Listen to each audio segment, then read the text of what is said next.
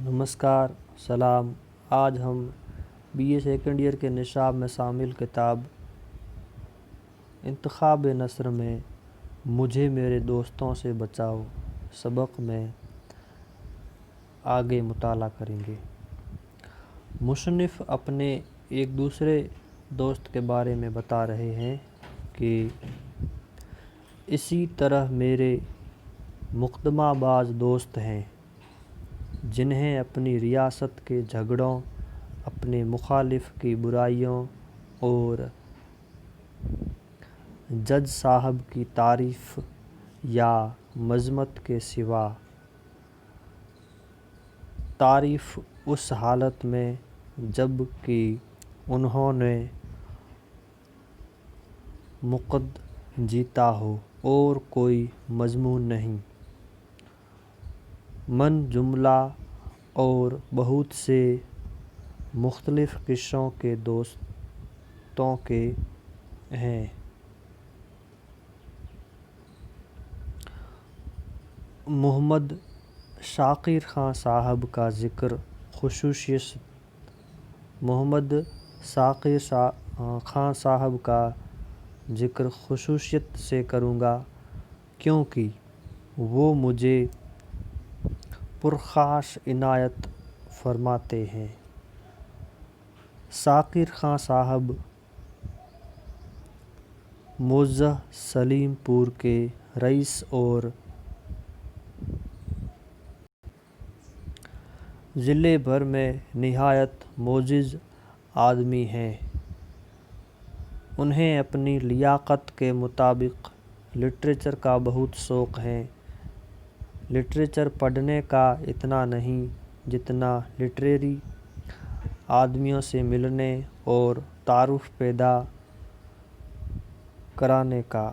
ایک مرتبہ میرے ہاں تشریف لائے اور بہت اصرار سے مجھے سلیم پور لے گئے، یہ کہہ کے شہر میں رات دن شور و شغف رہتا ہے،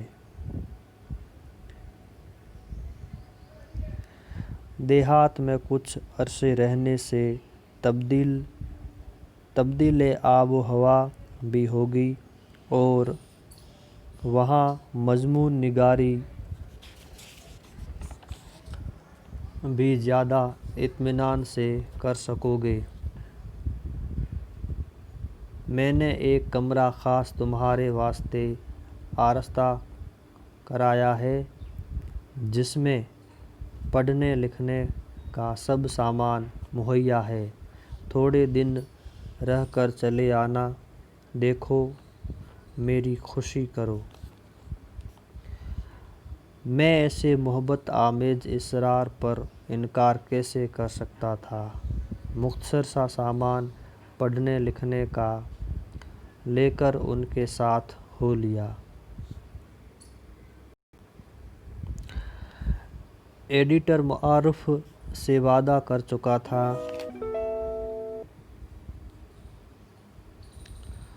کہ ایک خاص عرصے میں ان کی خدمت میں ایک مضمون بھیجوں گا۔ شاکر خان صاحب کی کوٹھی پر پہنچ کر میں نے وہ کمرہ دیکھا جو میرے لیے تیار کیا گیا تھا۔ یہ کمرہ کوٹھی کی دوسری منزل میں تھا اور نہایت خوبی سے آراستہ تھا۔ اس کی ایک کھڑکی بائیں باغ کی طرف کھلتی تھی اور ایک نہایت ہی دل فریب نیچرل منظر میری آنکھوں کے سامنے ہوتا تھا۔ صبح کو میں نیچے ناشتہ کی غرض سے بلایا گیا۔ جب دوسرا پیالہ چائے پی چکا تو اپنے کمرے کو جانے کے لیے اٹھا ہی تھا کہ چاروں طرف سے اصرار ہونے لگا، ہیں کہیں ایسا غضب نہ کرنا کہ آج ہی سے کام شروع کر دو، اپنے دماغ کو کچھ تو آرام دو، اور آج کا دن تو خاص کر اس قابل ہے کہ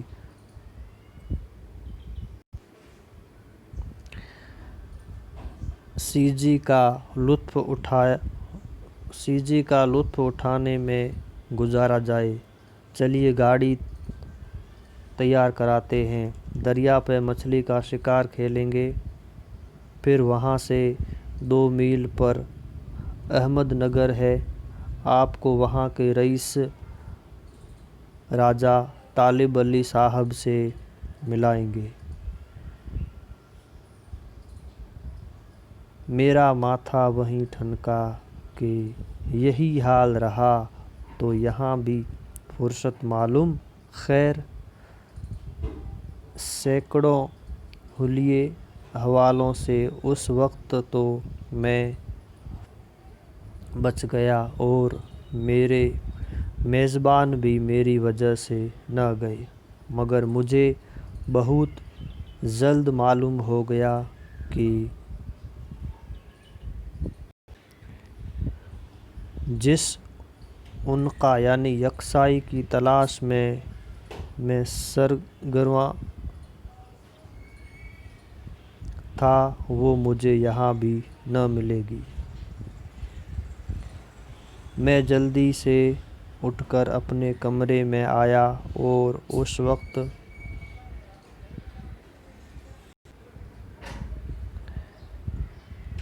ذرا غور سے اس میز کے سامان کو دیکھا جو میرے لکھنے پڑھنے کے لیے تیار کی گئی تھی۔ میز پر نہایت قیمتی کامدار کپڑا پڑا ہوا تھا جس پر سیاہی کا ایک قطرہ گرنا گناہ کبیرہ سے کم نہ ہوگا۔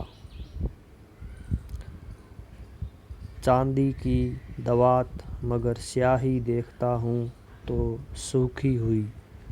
انگریزی قلم نہایت قیمتی اور نایاب مگر اکثر میں نب ندارد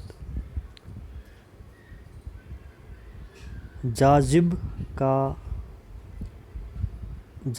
کاغذ ایک مخملی جلد کی کتاب میں مگر لکھنے کے کاغذ کا پتہ نہیں۔ اسی طرح بہت سا اعلیٰ درجے کا بیش قیمت سامان میز پر تھا مگر اکثر اس میں سے میرے کام کا نہیں، اور جو چیزیں کی ضرورت کی تھیں وہ موجود نہیں۔ آخر کار میں نے وہی پرانا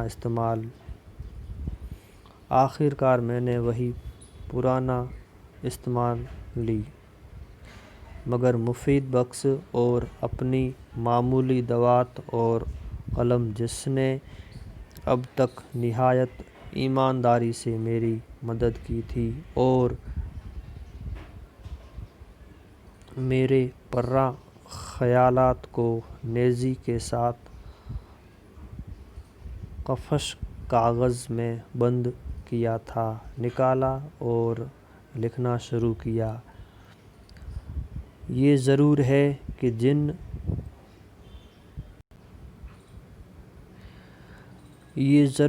کہ جن مرغان خوش نوا کی تعریف میں شعراء اس قدر رطب اللسان ہیں، ان کی اس عنایت سے میں خوش نہیں ہوا کہ سب کے سب میرے کمرے کے نیچے درخت پر جمع ہو گئے اور شور مچانا شروع کر دیا۔ تاہم میں نے کوشش کر کے ان کی طرف سے کان بند کر لیے اور کام میں حماتاً مشغول ہو گیا۔ شکریہ، آگے کل مطالعہ کریں گے۔